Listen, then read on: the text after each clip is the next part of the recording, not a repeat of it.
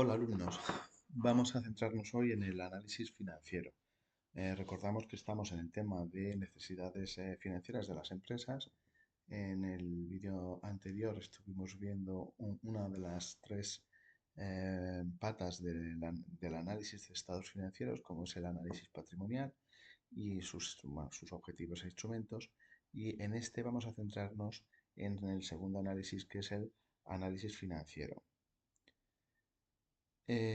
Para ello, bueno, vamos a empezar diciendo que los objetivos del análisis financiero son el estudio de la liquidez, que es la capacidad de la empresa para hacer frente a las obligaciones a corto plazo, la solvencia, que es la capacidad del deudor para hacer frente a sus obligaciones, y el endeudamiento, que es la obligación eh, de devolver los fondos. Ahí está eso mal, luego lo corrijo. Eh, bueno, para ello vamos a utilizar estos instrumentos. Vamos a analizar, bueno, primero a definir y analizar el fondo de maniobra, el periodo medio de maduración y el análisis de los ratios a corto plazo. Bueno, no sé si conoceréis el concepto de concurso de acreedores, pero bueno, es un procedimiento judicial en el que entran las empresas cuando no pueden hacer frente de forma generalizada eh, a sus pagos. En ese caso, el empresario debe acudir a un juzgado mercantil y decir que está en esa situación. Así está regulado en la ley concursal. Vamos a empezar viendo qué es el fondo de maniobra. El fondo de maniobra se puede calcular a través de dos expresiones. La de activo corriente menos pasivo corriente. Ya sabéis que, bueno, aquí no sé si lo dibujé en, a ver, bueno, todos tenéis claro lo que es el activo corriente y el pasivo corriente, ¿no? Aunque bueno, lo vamos a ver en la siguiente página representado. Entonces, si lo calculamos a través de esta fórmula, va a salir lo mismo que si lo calculamos a través de esta otra fórmula, pero lo que es interesante es esto, saber qué es lo que estamos comparando para poder interpretarlo. Si vemos que si el fondo de maniobra lo calculamos restando el activo corriente y el pasivo corriente, va a ser la parte del activo corriente que se financia con el pasivo corriente. Ya, tiene que ser mayor, para que sea positivo, tiene que ser mayor el activo corriente, ¿no? Por lo tanto, el activo corriente debe estar financiado en parte por el pasivo corriente y otra parte por el pasivo no corriente, ¿no? Eso para que sea positivo, como os estoy diciendo, que en general las empresas, para no entrar en concurso de acreedores o alejarse del concurso de acreedores o del riesgo del concurso, deben disponer de un fondo de maniobra positivo, aunque luego habrá que estar al tipo de actividad que realiza la empresa, puesto que hay algunas que operan con fondos de maniobra negativos y eso no le supone ningún problema. También lo podemos calcular el fondo de maniobra pues restándole al patrimonio neto y al pasivo no corriente el activo no corriente. Nos va a dar lo mismo que si lo hacemos de esta otra forma. La interpretación es la parte del pasivo no corriente que no financia al activo no corriente. O sea, de las dos masas patrimoniales que están arriba, pues el activo no corriente debe estar financiado por, ya sabéis, por patrimonio neto y por el pasivo no corriente. Pues lo que excede del pasivo no corriente de financiación del activo no corriente es el fondo de maniobra. Esto se ve mejor gráficamente. Bueno, aquí tenéis un ejemplo y vemos que en el activo nos está hablando de un activo no corriente que es esta cantidad de ese, ¿no? Está representado de esta forma y luego el activo corriente sería toda esta parte de aquí, ¿vale? Entonces, con la primera fórmula nos dice, vamos a comparar el activo corriente con el pasivo corriente, ¿no? Y de esa forma, o sea, la primera fórmula, como veíais, es la parte del activo corriente que no se financia con el pasivo corriente. Si el activo corriente es esto, está financiado con esto de pasivo corriente. Pero hay una parte, que es la que va de aquí a aquí, esta parte que voy a marcar, esa no está financiada con pasivo corriente, ¿vale? Eso en cuanto a la primera definición. Y la segunda definición era la que nos decía que es la parte del pasivo no corriente que no financia el activo no corriente. O sea, es la parte del pasivo no corriente, esto es el pasivo no corriente, que no financia el activo no corriente, ¿vale? El activo no corriente es esto de aquí, ¿vale? Entonces, es la parte del activo no corriente, pasivo no corriente que no financia el activo no corriente. Pues es este de aquí, ¿vale? Porque esta parte sí que la financia, pero esta no. Bueno, pues coinciden, ¿no? Si hiciésemos los cálculos, o sea, pues coincidirá. O sea, vosotros podéis calcular el fondo de maniobra como el activo corriente menos el pasivo corriente. Tenéis que ver que el activo corriente es 90 eh, menos el pasivo corriente que es 60. Entonces el fondo de maniobra en este caso es 30 y como os digo se puede calcular igual por la otra fórmula. El fondo de maniobra es igual al patrimonio neto más el pasivo no corriente, todo eso menos el activo no corriente. Bueno, pues patrimonio neto más pasivo no corriente son 80, menos el activo no corriente, que el activo no corriente son 50. Esto también nos da 30. En ambos casos, el fondo de maniobra de la empresa es el mismo, pero si analizamos, bueno, claro, aquí estamos viendo dos empresas. Yo estos cálculos los he hecho de esta empresa de aquí.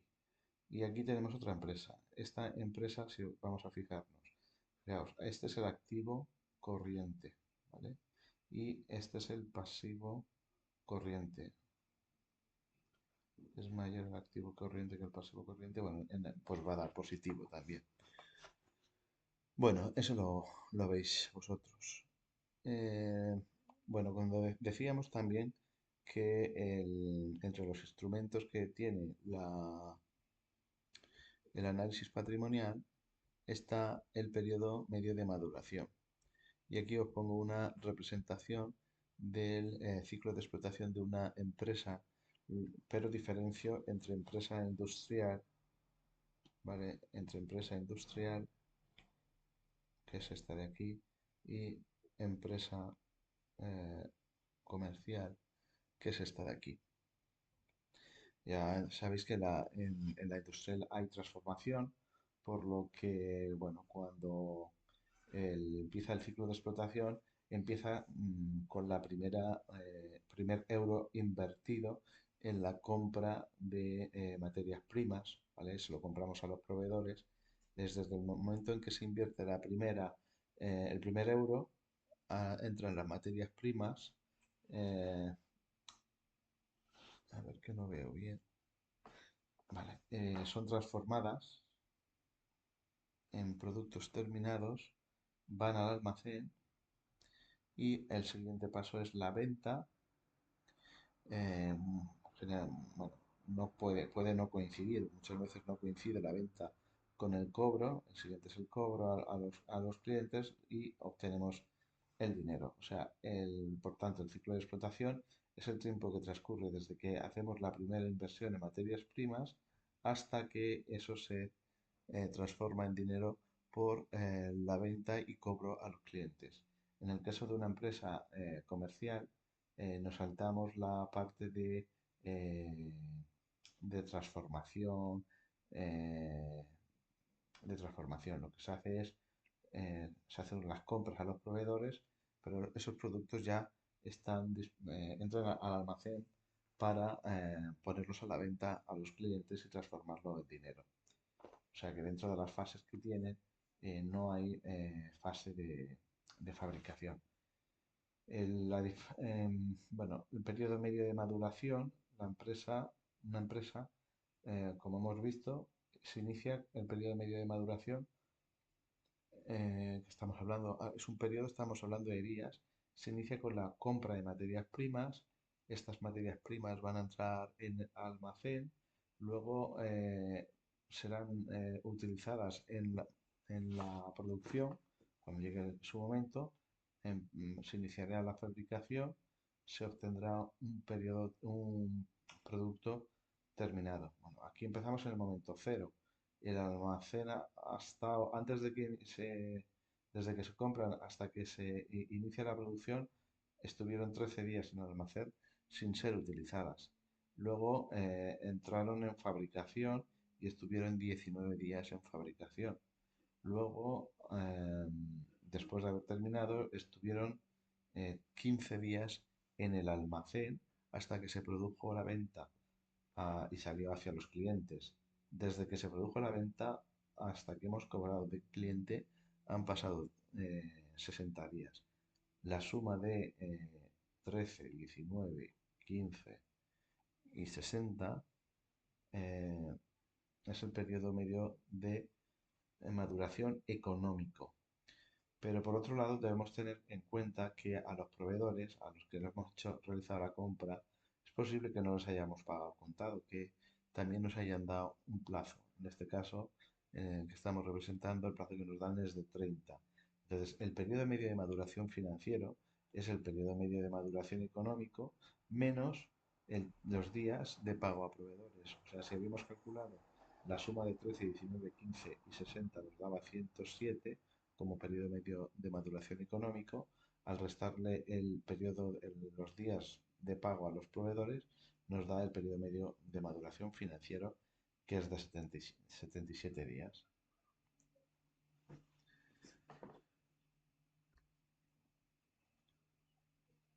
Hasta aquí, a priori, y esto lo vais a ver yo creo que lo veréis también en logística y probablemente también en contabilidad. Bueno, aquí simplemente es comprender lo que es el periodo medio de maduración. Eh, Dentro de esta segunda fase del análisis, que es el del análisis financiero, el último de los instrumentos que se utiliza son las ratios. Las ratios que vamos a ver en el análisis financiero son las que tenemos a continuación. Esto, he intentado bueno, pues que explicaros de dónde se obtiene cualquiera de los datos que se utiliza y también ayudaros a la interpretación. El primero de los ratios del análisis financiero es el ratio de garantía. Este ratio va a dividir el activo total entre el pasivo exigible. Exigible es aquel que pues tenemos que devolver, la empresa tiene que pagar. Y os he puesto aquí con estas flechas amarillas de donde podéis obtener cada uno de los datos. Bueno, pues en el caso de el activo total, yo creo que lo tenéis claro, pero bueno, dentro del balance de situación, pues todo el bloque de la izquierda. El pasivo exigible es la suma del pasivo no corriente y el pasivo corriente, ¿vale? La suma de ambos. Pues te lo podéis obtener del balance. ¿Qué ocurre con este ratio? Si este ratio que he llamado F1, ¿vale? F1 es mayor que 1, eso significa que los acreedores tienen garantía, ¿vale? porque estamos comparando el activo sobre el pasivo, o sea, los bienes y derechos sobre las deudas. Si esto es mayor que esto, será mayor que uno, ¿vale? Si esto es igual a esto, será igual a uno. Pero si es algo mayor, ya el activo es mayor que las deudas, que las obligaciones. Por lo tanto, tiene que ser mayor que uno para que los acreedores tengan garantía. Si está entre 1,5 y 2 el ratio de garantía, estamos hablando de valores óptimos. Pero puede suceder que F1 sea mayor eh, o sea, que el ratio de garantía sea mayor que 2. Entonces existe un exceso de recursos propios. O sea, nos estamos financiando en exceso con recursos propios. No nos estamos endeudando, no estamos acudiendo a la financiación externa, ajena, y eso no es bueno porque podríamos aumentar la rentabilidad aumentando el endeudamiento, ¿vale? Siempre que haya niveles muy bajos de endeudamiento. También puede suceder que F1, o sea, la ratio de garantía, sea menor que uno. Entonces estaríamos técnicamente en la quiebra. Eso sí, si los bienes que tenemos no son suficientes para atender todas las obligaciones, o sea, si el numerador es menor que el denominador, estamos ante una situación de quiebra técnica. El segundo de los ratios del análisis financiero es el ratio de solvencia. La solvencia es la devolución de los ingresos de las deudas a medio plazo, ¿no? Es la capacidad de la empresa para hacer frente a todas sus obligaciones. No estamos hablando de una dificultad puntual, porque eso sería un problema de liquidez. Aquí es pues, a medio y largo plazo, ¿no? El ratio que se utiliza es el activo corriente, o sea, esta parte del activo, ¿vale? No todo el activo como antes, o sea, la parte del activo que lo tenemos en efectivo o se va a convertir en efectivo, en dinero, en menos de un año. Y lo vamos a poner en relación con el pasivo corriente, son las deudas que vencen en menos de un año. Si este ratio de solvencia está entre 1 y 2, estaríamos en una situación de liquidez, bueno, de liquidez correcta. Si este ratio es menor que 1, ¿vale? Ya nos situamos, no está entre ambos, sino que se pone en un valor inferior a 1, estaría técnicamente en quiebra, ¿vale? El activo, eso significa que el activo corriente es menor que el pasivo corriente. Eso en general, ¿eh? No estamos hablando luego hay esto, puede haber casos, excepciones, ¿no? Como os he dicho, que pasa con las empresas distribuidoras de alimentos, por ejemplo. Bueno, también podría suceder que F2 estuviese esto por encima de del valor 2. Entonces eso significa que, o sea, que es el doble, el activo corriente es el doble o más del doble que el pasivo corriente. Por lo tanto, tenemos demasiado activos circulantes y bueno, que son ociosos, que no producen esta rentabilidad y eso puede estar perjudicando a la rentabilidad o a la obtención de beneficios por parte de la empresa. Bueno, vamos a pasar al siguiente ratio de los cinco que, que tenemos. Vamos por el F3, que es el test ácido, se llama. Y bueno, fijaos que se parece al anterior ratio, pero en este no estamos poniendo todo el activo corriente, solamente estamos poniendo la parte, bueno, el disponible y el realizable. O sea, no estamos incluyendo las existencias. Aquí os señalo que en la plataforma de educación a distancia hay un error. A este lo llaman de otra forma, pero el realizable serían las cuentas 430, 440, o sea, clientes y deudores comerciales. El disponible es el efectivo, ¿vale? También se obtiene del balance. Y bueno, aquí os digo de dónde se obtiene. O sea, aquí estamos hablando de esta parte del activo corriente. Antes, En el ratio de antes, que era el ratio de solvencia, usábamos esta parte, o sea, el activo corriente, pero en este solamente la parte que más rápidamente se va a convertir en efectivo, ya que las existencias no podemos venderlas inmediatamente, puesto que hay que usarlas en el proceso productivo. ¿Qué nos dicen en cuanto a los valores? Que si está en torno al 1%, la empresa va a poder hacer frente a sus deudas a corto plazo. Con el cobro de los derechos que se va generando aquí, se podrá hacer frente a las deudas de la empresa. Si F3, o sea, si el test ACID es menor que 1, la empresa está en peligro de suspensión de pagos o concurso de acreedores.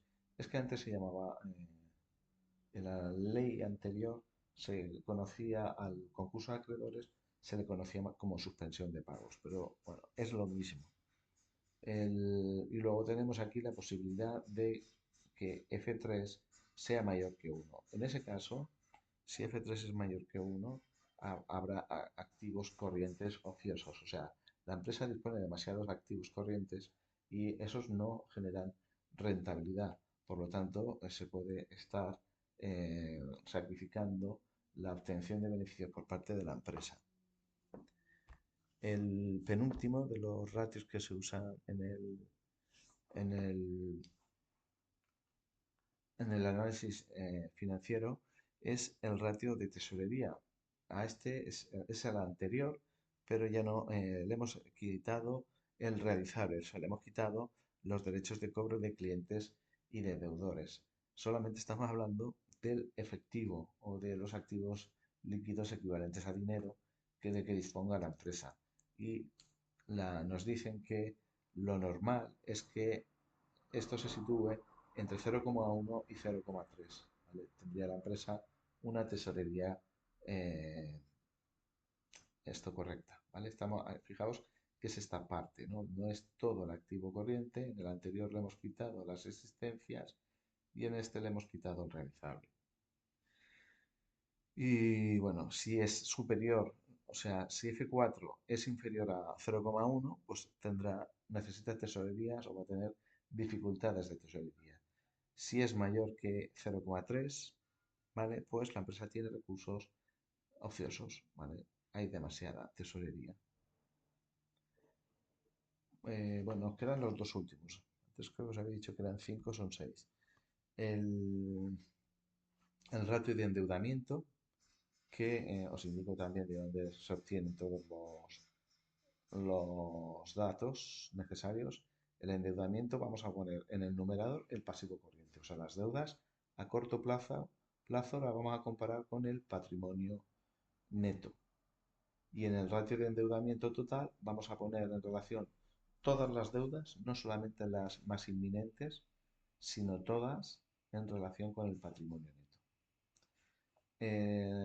Bueno, pues de este tenemos que la doctrina, o sea, pues dicen que debe situarse entre, o sea, si el ratio este es mayor que 0,5, existe un volumen de deudas excesivo.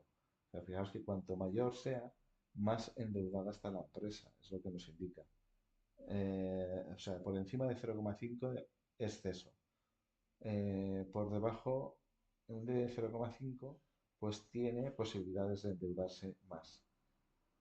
Lo explican de esta forma porque las empresas realmente deben endeudarse para cuando sea conveniente, o sea, cuando el coste, o sea, la rentabilidad sea superior a los costes, pues las empresas les conviene endeudarse. Por lo tanto, por eso los expresan de esa forma. Todos los ratios que hemos visto, además de los valores normales que nos digan los autores, la doctrina, debéis cuando lo pongáis en práctica en, en la tarea, tenéis que comparar con el año anterior, porque calcularéis cualquiera de estos ratios de un año y del anterior, ya que los balances ya sabéis que se refieren a dos ejercicios. Y dentro de las conclusiones que saquéis, bueno, muchas van a estar basadas en cómo ha variado. Entonces, es importante ver si de un ejercicio a otro ha aumentado el endeudamiento, ha aumentado la solvencia, la liquidez, etcétera, etcétera. O sea que, además de compararlo con los valores normales, debéis comentar si la empresa ha mejorado o no. Pues bueno, en el siguiente vídeo os hablaré del análisis económico. Un saludo a todos.